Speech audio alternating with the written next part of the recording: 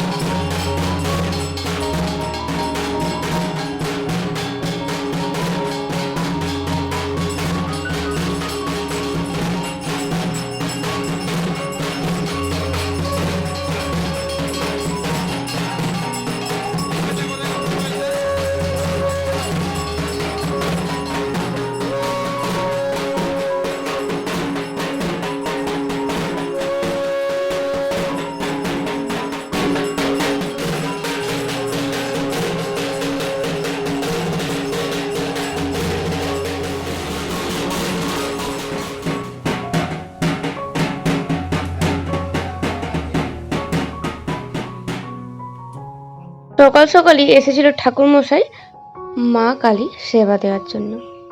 সেবা দেওয়া হয়ে গিয়েছে, আরতিও হয়ে গিয়েছে। এরপর মার সুতো কেটে দিয়েছে। এরপর বাড়ির সকলে মিলে আমরা চলে গেলাম মায়ের কাছে আশীর্বাদ চেয়ে নিলাম। আর ঠাকুরমশাই দিয়ে দিল আমাদের শান্তি জল। পুজো পুজো শুনতেই ভালো। মা যখন চলে যায় বাড়ি থেকে তখন একরাশ মন খারাপ হয়। এটা দুর্গা পুজো কি কালী পুজো, সব পুজোই সমান। এদিকে তিনতলায় গিয়ে দেখছি রান্না বান্নার তোড়জোড় শুরু হয়ে গিয়েছে। মেসোমশাই রান্না বস করিয়ে দিয়েছে আর ছোট মাসিমণি ভাতের ফ্যান করাচ্ছে। ভাতটা প্রায় হয়ে এসেছে। বিকেল না হতে হতে আমরা চলে গিয়েছিলাম তিনজনে মিলে ফিল্ম সিটি। এটা এশিয়ার বৃহত্তম ফিল্ম সিটি, যেটা রয়েছে রোড চন্দ্রকোনাতে, আর যেটা উদ্বোধন করতে এসেছিল শাহরুখ খান। আমি এখন প্রয়াগ ফিল্ম সিটির পাশে ঠিক দাঁড়িয়ে আছি। আসতে অনেকটাই দেরি হয়ে গিয়েছে। এখন যদি ফিল্ম সিটির ভেতরে ঢুকি তো সবটা কমপ্লিট করতে পারবো না ঘুরে, তাই ফিরে যাচ্ছি। আবার নেক্সট টাইম আসবো, তখন ভেতরটা গিয়ে গোটাটা ঘুরবো। এখন প্রায় 6টা বাজতে যায়, 6টা বাজতে 15 মিনিট বাকি। যদি ভেতরে ঢুকি তো আমার ভেতরে যাওয়াটা লস, বেরিয়ে যেতে হবে 15 মিনিটের মধ্যে, ঘোরা কিছুই হবে না। তো এই গেটের বাইরে থেকেই চলে যাচ্ছি। তো আসবো নেক্সট বার ঠিকই ভেতরে যাব। এই ফিল্ম সিটিতে যোদ্ধা সিনেমার শুটিং হয়েছিল, আর সেভাবে কোনো সিনেমার শুটিং হয়নি। তো আমরা বাড়ি ফিরবার পথেই সোজা চলে গেলাম একটু সুগার অ্যান্ড পায়েসে। যেহেতু আজকে ছোট মাসিমণি আর মেসোমশাইয়ের বিবাহ বার্ষিকী, তাই আমরা একটা কেক নিয়েই বাড়ি যাব। তো কেক নিতে চলে গেলাম সুগার অ্যান্ড পায়েসে। ওইখানে বিভিন্ন ধরনের কালেকশন, বহু কালেকশন ছিল সুগার অ্যান্ড পায়েসে। আর আমরা প্রথমে গিয়েই এই বড় বড় কেকগুলোর দিকেই নজর এসেছিলো, যেগুলো অসাধারণ দেখতে ছিল। এরপরে সোজা এই প্যাটিসগুলোর দিকেও নজর গিয়েছিল, কিন্তু অয়েলি খাবার বলে আমি বেশি খাবো না, ইন্টারেস্টেড ছিলাম না। এরপর পেস্ট্রির দিকে চলে গেলাম। পেস্ট্রিগুলো অনেক ভ্যারাইটি ছিল। তো আমি এখানে কয়েকটা ছবি তুলে নিচ্ছিলাম, কারণ একটা বড় মিরর ছিল যেটাতে অসম্ভব সুন্দর সুন্দর ছবি উঠছিল। আর খুব সুন্দর এখানটা সাজানো গোছানোও ছিল। তো আমি বেশ কয়েকটা সুন্দর সুন্দর ছবিও তুলে নিচ্ছিলাম। নিজের ছবিটা তুলবার পর আমার পছন্দ মতন কেকটা আমি নিয়ে নিলাম। আর সর্বশেষে একটা পেস্ট্রি অর্ডার করেছিলাম, যে ওরা খাবে না বলছিল আর আমি বলছিলাম খাবো। তো এই পেস্ট্রিটাই অর্ডার করলাম, যেটা অসম্ভব সুন্দর খেতে ছিল। আর বাড়িতে চলে এসেছি, আর এই কেকটা নিয়ে এসেছি তো মাসিমণি মেসোমশাইয়ের জন্য। তো বাড়ির বড়দের জন্য যদি এই ছোটরা একটু উপহার এনে দেয় তো বেশ ভালোই হয়। বড়রা মনে মনে খুব খুশি হয়, আর ওদের খুশি দেখলে আমরা ছোটরা আরও বেশি খুশি হই। তো এই হচ্ছে মাসিমণি আর মেসোমশাই।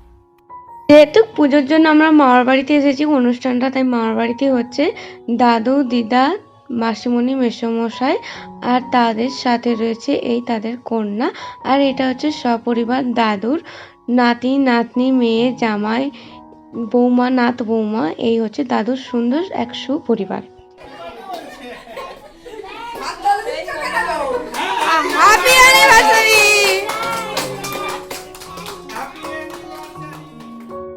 কেকটা যখন নিয়ে এসেছিলাম তখন মাসিমণি খুব লজ্জায় পাচ্ছিল যে এগুলোর সাথে সে অভ্যস্ত নয়, কিন্তু তবুও তাদের কোথাও গিয়ে একটু ভালো লাগাও লুকিয়েছিল, যেগুলো তারা বহিঃপ্রকাশ একদমই করতে চায় না। এগুলো বড়রা এরকমই হয়। তো খুশির মুহূর্তগুলো বেশ সুন্দর করেই কাটলো সন্ধেটা। এভাবেই ছোট একটা কেক এনেছি বটে, কিন্তু আনন্দটা বেশ অনেকখানি, মানে অনেক বড়, যেটা বলেও বোঝানো যাবে না। এই ছোট আনন্দগুলোই রয়ে যায় আমাদের এক কোণে, খাতার এক পাতায়, যা উল্টালে পরে মনে হবে, খাতার পাতা উল্টালে, যে হ্যাঁ, এই দিনটাও পার করে গিয়েছি।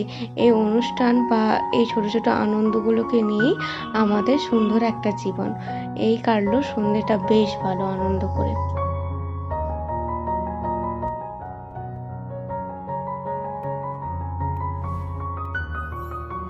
মাসিমণি ও মেসোমশাই বিবাহবার্ষিকী উপলক্ষে আমাদের সকলকে ট্রিট দিল মেসোমশাই মাসিমণি।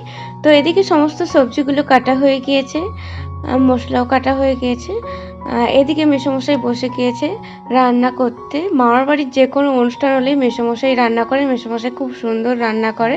এদিকে মেসোমশাই করছে চিকেন কষা, প্রায়শই হয়ে এসছে, আর একটু বাকি রয়ে গেছে। আর এদিকে হয়ে গিয়েছে ফ্রাইড রাইস। আর এদিকে বাড়ির ছেলেরা প্রথমে খেতে বসে গিয়েছে আর বাড়ির মেয়েরা পরিবেশন করছে। এরপরে আমরা বাড়ির মেয়েরা খেতে বসে গিয়েছি ফ্রাইড রাইস আর চিকেন কষা নিয়ে।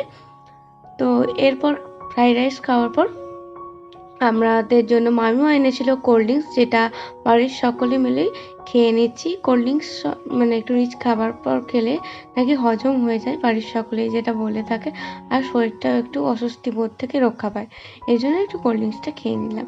শরীরের জন্য নাকি কোল্ড ড্রিঙ্কস ক্ষতিকারক, এটাও বলে থাকে বড়রা প্রায়শই, কিন্তু অনেক সময় কোল্ড ড্রিঙ্কসটাও দরকার খাওয়ার জন্য। আমি অল্প পরিমাণ অল্প স্বল্পই নিয়েছি কোল্ড ড্রিঙ্কসটা, কিন্তু আইসক্রিমটা আমার খুবই পছন্দের, যেটা এনেছিল শ্রেয়া। ও গিয়েছিল একটু বাইরে ঘুরতে সন্ধ্যের দিকে, ও বাড়ির সকলের জন্য এনেছিল আইসক্রিম। সর্বশেষে আমরা আইসক্রিম দিয়ে আজকের খাওয়া দাওয়া শেষ করছি। দেখা হবে নেক্সট ব্লগে। এখনো মতন টাটা। ভালো লাগলে অবশ্যই লাইক কমেন্ট শেয়ার করে দিও।